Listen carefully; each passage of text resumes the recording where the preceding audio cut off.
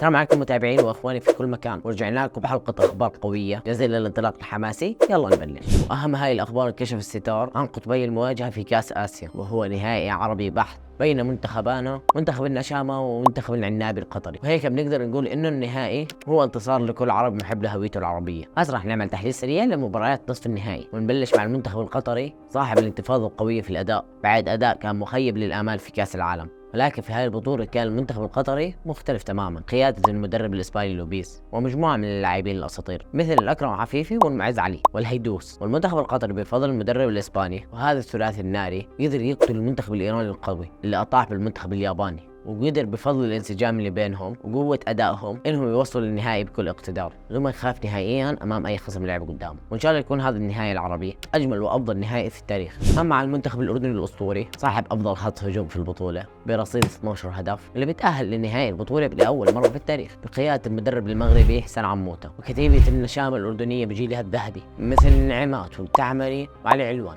وباقي اللاعبين الاساطير قدروا انهم يفرضوا نفسهم في البطوله. اهم نقطه بيمتلكها المنتخب الاردني بجيل الاسطوري وعدم الخوف من الخصوم، واعطاء المنتخبات القدر الكافي من الاهتمام والاحترام وطريقه اللعب المناسبه، واللعب على نقطه ضعف الخصم. يعني المنتخب الاردني في كل المباريات اللي لعبها مهما كانت النتيجه ما كان يبالغ في الرجوع للدفاع، حتى وإن تأخر في النتيجة كان يهاجم ويهدد ويسجل بدون ما يخاف أو يتردد. واللي أهم من هاي النقطة أنه المنتخب الأردني حافظ على مستواه البدني خلال دقائق اللعب بدون خوف أو انعدام ثقة لا سمح الله. المنتخب الأردني بالرغم أنه فريق ما عنده أسماء قوية زي عند الشمشون الكوري، إلا أنه قدر يفوز ويتأهل. بالمناسبة بتعرفوا أنه القيمة السوقية للمنتخب الكوري بتساوي 139 مليون يورو، أما المنتخب الأردني فقيمة لاعبيه بتساوي 13.7 مليون يورو. الفرق المالي واضح، لكن اللي أعطى من كل قلبه لوطنه هو اللي فاز. وإن شاء الله ألف مبروك للمنتخب الأردني بعد التأهل التاريخي، وإن شاء الله تكون البطولة من نصيب منتخبنا الأردني، وبالتوفيق للمنتخب القطري. وأكيد مين ما انتصر وأخذ البطولة فهو انتصار ولقب جميل لكل عربي. أما الآن راح نحكي عن الملك الإسباني ريال مدريد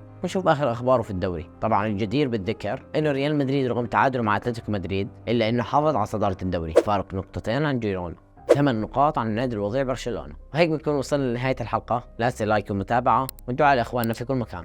سلام.